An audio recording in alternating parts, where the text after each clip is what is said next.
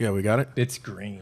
It's green as fuck. All right, there we go. We're done. Hello. What's up? How you guys doing? Hey, I heard you did a live stream without me. No, it wasn't a live stream. What was it? Just a regular podcast? Yeah, it was just a regular podcast. Just a regular podcast. Listen, he didn't replace me, people. No, it was just an interview. It was an interview. It was an interview that turned into like a UFC 229 pre-show with Angelo It was good. Reyes. I liked listening to it. You guys. He's what's his name? He's Frank Mir's boxing coach. Yeah. He just started working with Eric Anders. He's a good dude, man. He's a real good dude. I did really enjoy it. He loves to talk.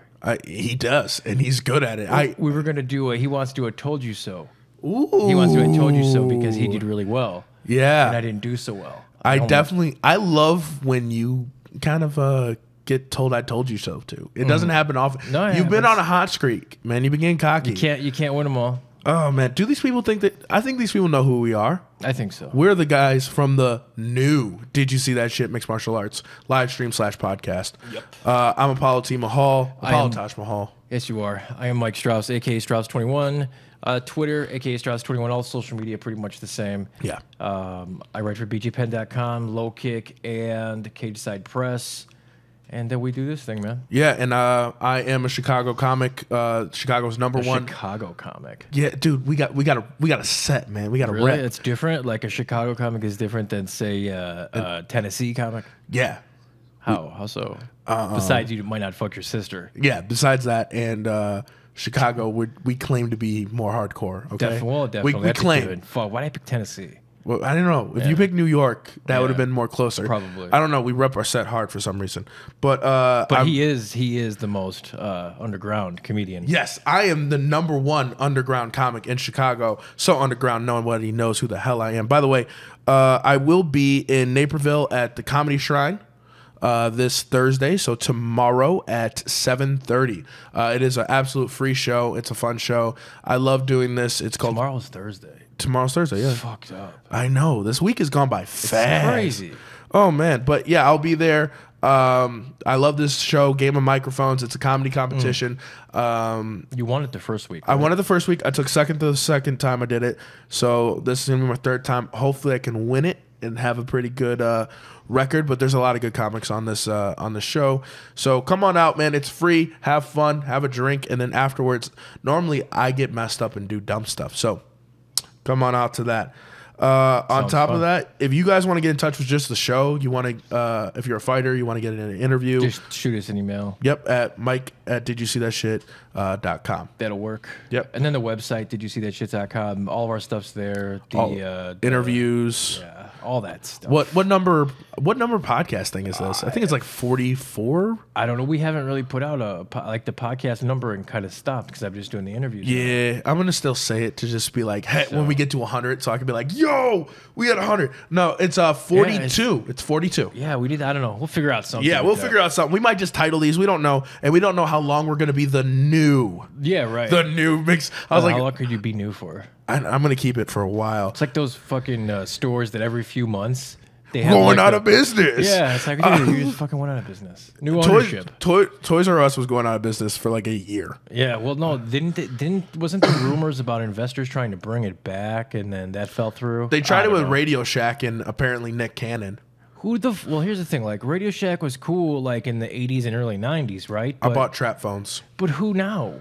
Like, who would go there now? Everybody just shops online or Best Buy. If you're gonna go to a physical store, it's Walmart or Best Buy, right? I mean, yeah. I liked going to Radio Shack because I could find stuff for cheap.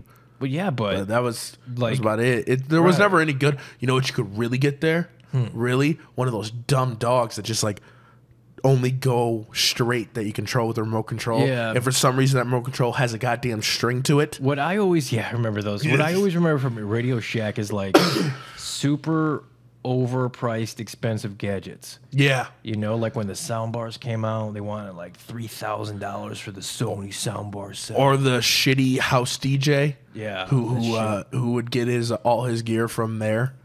I love that DJ. He was my favorite. It was Radio Shack. Or old men buying cell phones. I don't know about that. Yeah, I saw a lot of them in there. They were Really? just old men, old women buying flip phones from there. Flip phones. Like it was no. I bought a BlackBerry Curve from there, bro. I want to go back to a flip phone. Oh, Just leave it all do behind. You know who probably wants to go back to a flip phone right now? Khabib probably uses a flip phone. I think he does, and I also think his dad is definitely the type of person that spanks him still. Maybe. How about that brawl, dude? Oh my God! I'm gonna let y'all. Unexpected. I'm gonna let y'all finish, but the Diaz brothers had the best brawl of all time. The Strike Force. Yeah, that was. I like Strike Force way better because it was way more gangster. Like, Yeah, it was way different. it was way different. And afterwards, I was like, "Ooh, people are gonna fight!" Like, it was an actual brawl where it just seemed that Khabib decided to soar like an eagle. It was crazy, right? Why'd he go for the kick? I don't know. He like when he was in the air, that picture, he's like all crunched up, like and He's crazy, looking man. like he's ready to like just stomp like he's a mushroom. It's crazy, Bro. man. I was like, "Yo, is he Super Mario right now? He can rock it." But he It just was super unexpected. I did not expect him not from Khabib. to just not from anybody. I mean, I just wasn't Connor, I could see expecting it. that. I could see Connor doing some Yeah, craziness. well, yeah, everybody's pointing out that he did something similar to Jose Aldo. Yeah. You know, he did. He hopped a cage, and they're saying he attacked him. He didn't. He yelled in his He yelled face. at him. He didn't physically go after him. He yelled at him, but- People are kind of over exaggerating that, but no, I'm not a Connor fanboy at all. But what they did is different. you Yeah. know? So and even with the Dolly incident, that was different too. So you have to compare apples to apples. I don't think what Khabib did. I don't condone it. I don't think it was right. But the actions were different. It was just a fucked up situation. It was really weird crazy. and shocking. Now everybody, when I first saw it, I go, "Dude, who's that guy just punching Connor?" Yeah, the guy with the red shirt. Then it came out that you saw the video of Connor punching the guy on the fence, and my first thought was, "Wow, his left hand shot wasn't taking anybody out that night." Yeah, right. It just wasn't. He couldn't even get the guy off the fence. He crazy. hit the guy on the fence, and the dude looked at him and was just like, "Yo, get off the fence!" Like, it was hilarious. And then he got snuffed. I do respect. I respect Khabib showing up to the press conference after For all 2 that seconds? For 2 seconds. Yeah. The funniest thing was him just like. This was the most hilarious thing. I think he had to. He had to, but because Dana asked, was he going to? Yeah, he did. Yeah. But you know, that's that. How hard is it for Dana to go to him before and be like, "Listen, man, you're fucking going to this post-fight press conference, or else it's your ass." And then him going out there, and then someone asks him, "Oh, I don't know, is he?" You know, Yeah. like you know, he Yeah, better be. it's probably easy. But Khabib, my favorite thing was like no one talk about Connor. Like him jumping I'm over sorry, the cage. but it's not my fault. Yeah, Yeah. and he acted like it was old news. Why are we still talking about me jump over a cage? It's Right. like because you legit just did this. Yeah, that's funny. Like I was giggling too much, and then at the end he goes, "My dad going to smash me when I go home." That right there just showed me Khabib is not a grown man. Well, Mentally, he's not. not mentally. I mean, how can you be, right? I mean, he still lives at home with, which there's nothing wrong with Nothing. that. But him and his wife and his kids, they all live under one roof, and hey, that's fine. But mentally, that can't be. You can't ever develop. I just don't see how you could ever develop as a person, as a man, never being on your own. I just don't see it. I don't know. You know what it showed me? That this whole fight, this whole lead up, I thought Khabib was great, but I always thought he had weaknesses. Oh yeah. But Khabib, what I realized because of this, Khabib is not a normal person. He doesn't have, like the things that Connor fell into as a champion or when he got big, he has other things outside of this that he likes. Yeah, no, Khabib does it. He has nothing. All he does, he doesn't give a, he's a father, probably. He's there for his kid. Right. But maybe in the same way his father was there for him. Like, you know, I'm a presence. I bring home the bacon. You eat it. You're good. Well, they don't eat bacon. Sorry. My apologies. Whatever they eat, his favorite meal. He likes tiramisu. He brings home the tiramisu and they eat it and he's good to go. I think Khabib he's a fighter and that's all he is. There's nothing more to him. There's nothing more in depth. There's no more story than the fact that Khabib, all he does is smash. Well, since he's been a little kid, you know, Which is going to be hard to beat. And the only person I think can really beat him is a guy who is very similar in a way in Tony Ferguson. I want that fight. Ferguson looked great too, man. He stopped Pettis. I want that fight. What did you? Okay, before we get to that fight, I want to ask you about the Connor thing. Yeah. this is okay. As I said, I'm not a Conor fanboy at No. all. I don't really like the guy, but this is how good, this is how good of a talking game he possesses. I knew he was a quitter before that fight. Yeah. I knew he was overrated. I've said it time and time again. Yeah. And I know how good Khabib is. I've said that time and time again. And I still picked Conor, knowing that he was a quitter. And you know what? Once a quitter, always a quitter. Because I don't care what anybody fucking says. That choke that Khabib had him in, and yeah, I've seen the gif of the fat guy on the couch. Whatever, I don't give a fuck, guys. The choke that Khabib had him in was not a choke that was going to... That choke doesn't... You feel... It hurts. It hurts. And you can break a jaw from it. But it's not going to put you to sleep.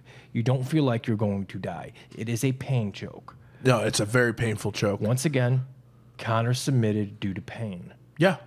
And in my book, he gave up. So That's how I feel. I think you're right. But there is two ways. I'm going to play devil's advocate, even though I believe I'm with you on that. There's the mindset of you're a warrior, you go in there to win. Mm-hmm. Then there's the mindset that I'm a prize fighter. Mm-hmm. How much Conor is already in top billing. If he fights again, I think he has one more loss before we don't really give a crap about him. Mm-hmm. But if he fights again, he has another fight come up.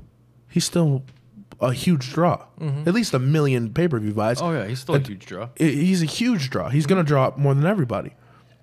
So if I'm a prize fighter, how I think, in my mind, is live to fight another day. Why break my jaw? Why break my jaw? That takes me out longer. If he actually wants to get active and do more things, man, listen, I'm not breaking my jaw for this fight. I'm going to collect my giant paycheck, go home, live to fight another day. Now, as a fighter. That's why he lost. As someone who claims to be a fighter, which Conor McGregor does, he goes, I'm a warrior, the Chechen people. He's talking all that. Mm-hmm. Yeah, his people fought side by side William Wallace. Mm-hmm. It's like, yo. Yeah, did your great-great-great-great-grandpappy give up too? Hey, I commend him. He wants to get right back in there.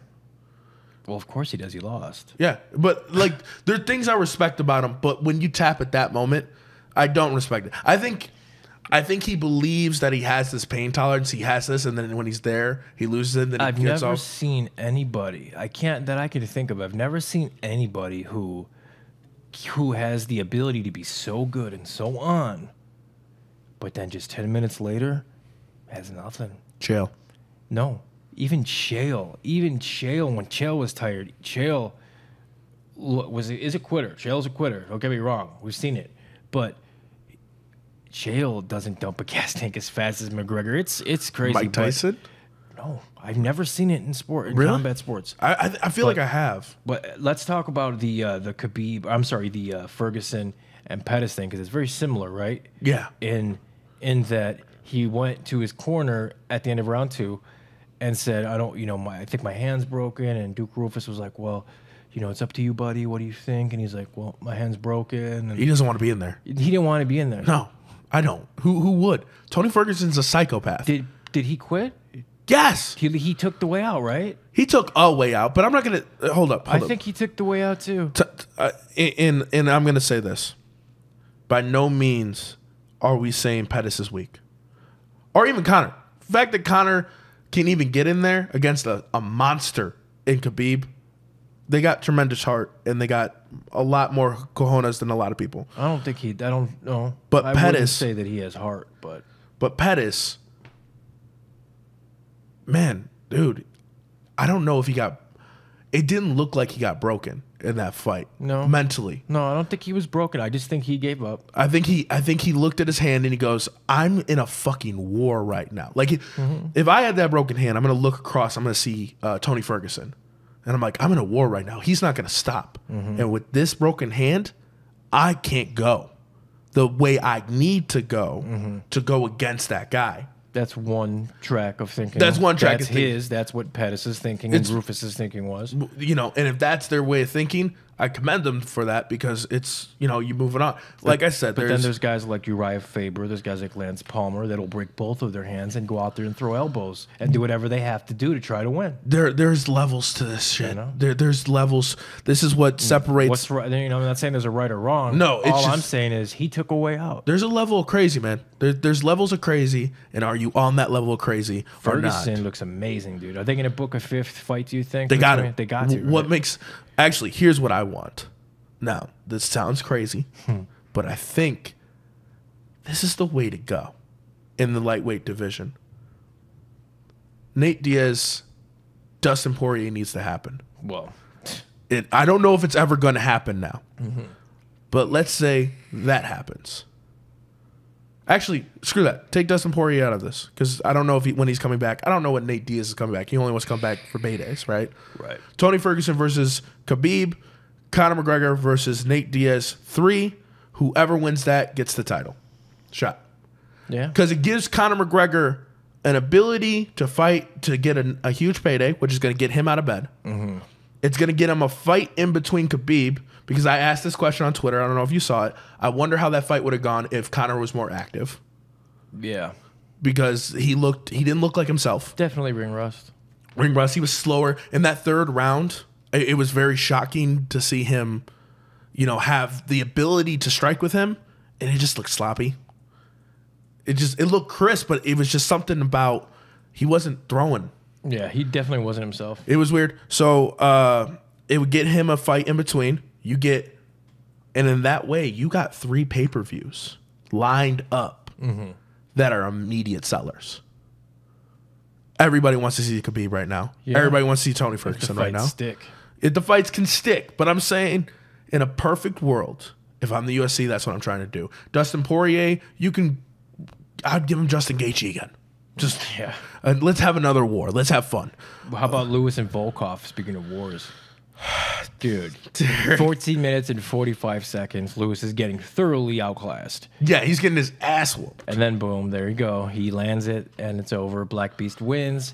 And within a matter of minutes, he's got 1 million new followers on social media. Because his balls were hot. Was hot. Yeah, dude. Unreal, dude. Why is Derek Lewis the coolest man in the history of the world? Now he is fighting for a fucking title. Yo! UFC 230's new main event. Let's go back in time. When we first started this podcast, if I were to tell you, I wouldn't believe it. Derek Lewis is fighting DC for the title, the heavyweight title, the heavyweight title.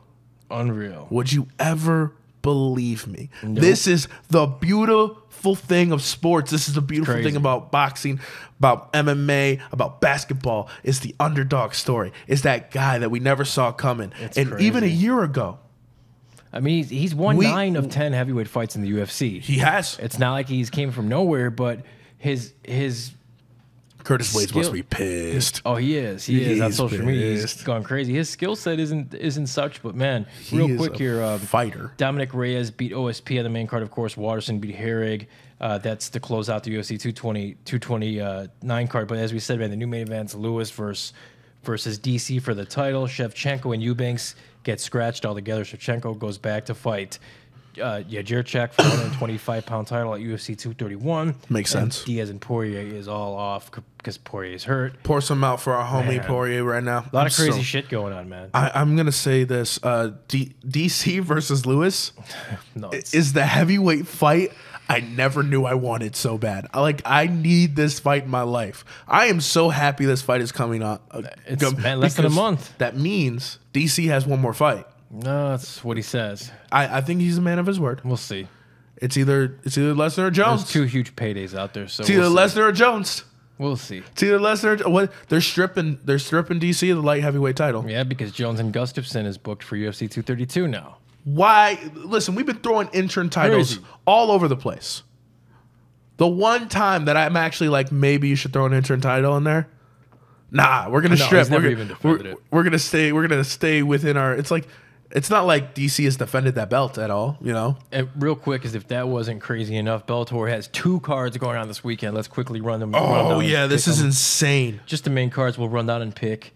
207 is on Friday night, and 208 is on Saturday night, and the main events are the semifinals for the heavyweight Grand Prix. So we will know it after this weekend who will be in the heavyweight finals. Will be the new This is champ. gonna be awesome. So we have on 207 the main event is Mitrione versus Bader. Who do you like? Bader. I like Bader in this fight. He's faster. He's more technical. I think he has more skills. If Bader wasn't an All-American wrestler, I'd probably pick Mitrione. But Bader is an All-American wrestler, and he grew up wrestling Cain Velasquez in college. He went to the same college as Cain Velasquez and had to wrestle that freak of nature back when he was not hurt. So I think with that experience, he knows how to wrestle heavyweights. His hands look good too. His hands are good. His wrestling is top notch. When you're able to take someone down and control them on the ground, weight kind of doesn't become an issue. So I think I'm going to give this to Ryan Bader. Yep. Yeah, for all those reasons, I'm gonna go with Matt Mitrione. I have no idea why I'm picking him. I just feel like he's gonna win. I just feel like he's gonna shock the world. So I'm gonna go with Mitrione. How about Roy Nelson, Sergey Karatanov? I'm excited for this one because Karatanov is a murderer. He fought. I think it was Bellator 175 when they were in Chicago for King Mo and Rampage. And who did he fight in that? He fought Chase Gormley, knocked him out. It was brutal. Was it that crazy knockout you showed me? It was. I don't know. It was very scary though. And he since went back to Russia and had a bunch of fights. He's a bad dude. Roy Nelson, I don't. He's sometimes he looks good, sometimes he doesn't. He's Roy Nelson. I'm gonna go with Karatanov here. I've never seen conventional pick. I've never seen Karatanov fight. I probably have. You probably have. His name and his face aren't matching in my brain. I'm gonna go with Karatanov on this fight. I just have no faith in Roy Nelson, and the fact that I know I've seen him fight, I just can't remember it. Yeah. How about Lorenz Larkin against Lon Pesk? Lorenz Larkin, bro. Me too. Lorenz Larkin. He's gonna finally show, I think, why he should be in the Grand Prix right now. I don't know about that. He should be. He kind of took a crap since coming in the Bellator, but I think he's going to start figuring it out now. Yeah, I think he is. Baby Slice, Corey Browning. Baby Slice, he's continued to look good, man. I'm going to go Baby Slice. Friend of the show, Jake Smith, will really hate me for going with this. I think Baby Slice, goddamn, he's not an elite fighter, but he is a fun, energetic, athletic fighter that can get some wins. So I'm going to go with Baby Slice on this. Jake Smith, come at me, bro. Then we have Carrington Banks against Mandel Nallo, rather, sorry. I'm going Carrington Banks. He was previously undefeated until he ran into Adam Piccolotti last. Piccolotti's a tough guy. I'm going to go Carrington Banks, the jet setter. I'm going Carrington Banks, too. Honestly, he's been having a good career. All right. And then Bellator 208 on Saturday night. That's headlined by Fedor and Chael. Man. This is a tough one for me. I don't know why this is also on the list of one of the fights I thought I never wanted to see, but I really do. Like, I just didn't know I needed this in my life. Yeah. And I'm happy it's here. Fedor versus Chael.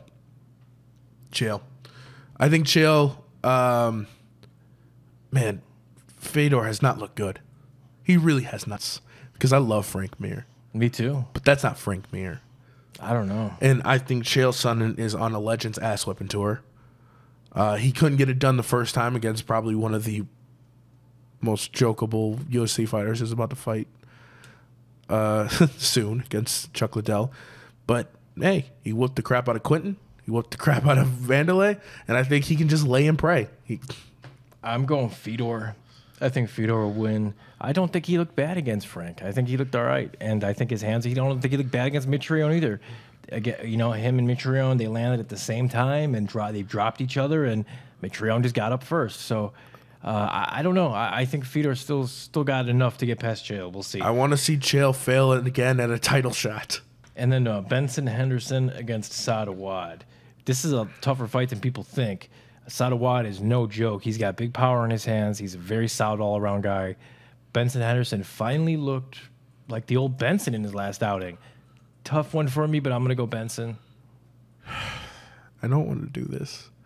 Sadawad. Wow. Oh, yes. Here's the issue. I've actually seen Sadawad fight. And he's dang good. Yeah, he's powerful. He's powerful. He's scary. Benson has not looked the same since he came to Actually, since he lost his title, he hasn't really looked the same. And he just seems, it's not that he's lost a step. It just seems he's been finding ways to lose. It just seems like he should win that fight, and then he just loses it. So I just think he's going to find a way to lose this fight, especially against a really tough guy who's not going to back down from him or give a crap about his name. All right. How about Alexander Shlemenko against Antalay Tokov? Shlemenko. Man, you could argue that he beat Gegard Mousasi in Mousasi's debut. He pretty much did. Yeah. Okay, so the future heavyweight champion of the world, Czech Congo, versus friend of the show, Tim Johnson. Wow. All right, here's why I'm saying that. Is because remember, like a little while ago, I made a really bold prediction where I said after this, Czech Congo is going to be the heavyweight champion. Yeah. I also said that I believe Sam Alvey will be competing for a title in light heavyweight. That almost happened. It's going to happen, all right? It's one setback. He can bounce back. I believe in Sam Alvey. Definitely can. But I have a very bold prediction that I need to keep, even though I am a fan of Tim Johnson. So you're going Congo. I'm going Congo. I'm going to go Johnson. I just think he's going to catch Congo. I think he's going to knock him out. Congo is going to slowly back up and knee him in the balls. He could definitely do that. And then Henry Corrales, Andy Main kicks off the main card. I'm going Henry Corrales. He's a very, very solid fighter. He's a guy that not a lot of people know. But I don't know. Yeah, exactly. My point. Yeah, I'm not picking on this fight because I tend to try not to pick if I've never seen either one of them fight. So I'm going to say I want to see it. All right. Man. I guess that's it. There is one thing I wanted to ask you. All right. Because this has been on my mind. Okay, so recently a report came out that Kobe Covington is saying he is the new McGregor. Like he's better than him at trash talking. Okay. Which isn't true at all. No, and he's now not. claiming being the money fight and all this stuff. Has trash talking gone too far? We saw that trash talking kind of developed in a brawl. A lot of that was from the trash talk and the things that, you know, even Dana White said, darkest press conference he's ever been in. They had, you know, police everywhere in that arena. Have we come to a point where we kind of have to put a poo-poo to some of this trash talk? Yeah, probably, right? I mean, guys just keep escalating it. And I think Kobe Covington is about to escalate things to a level that even I don't think he understands. Why? Because I've been seeing a lot of his tweets. I follow him. I find him entertaining. He's fun. It's like watching live wrestling all the time. Right. You know, it's Which you do too. Yeah, apparently. Don't smear my name. I miss The Rock. His trash talk was hilarious. So I felt that his trash talk was very similar to that old 90s, very corny trash talk. Now he's starting to get political. And he just recently got put in Twitter jail for calling Khabib's teams sheep fuckers.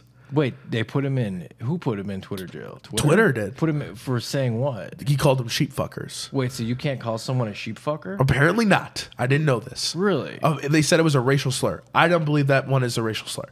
But he's been commenting on. He made a comment to Chris Evans because Kanye West said something about the 13th Amendment, and then he decided to. Chris Evans went, Kanye, you shouldn't speak on things you don't know. And then all of a sudden, Kobe Covington's now talking about the 13th Amendment, which is the amendment that got slaves, free. And we can have a conversation about jailing. That's separate. But Kobe Covington is now stepping into a political environment, which I think if he's fighting Tyron, I think that's going to start something even worse than the Khabib Conor thing. Yeah, I don't know. I think we're starting to play in trash talking in a very dangerous territory where some of these fighters are going. I think a big part of the trash talking that went wrong with this last fight that we saw with Khabib and Conor, I think the number one reason why what happened is, and I believe this is in my opinion, this is the number one reason why it happened. Dylan Dennis. No, it's because of Khabib's inability to understand that what Conor is saying most of it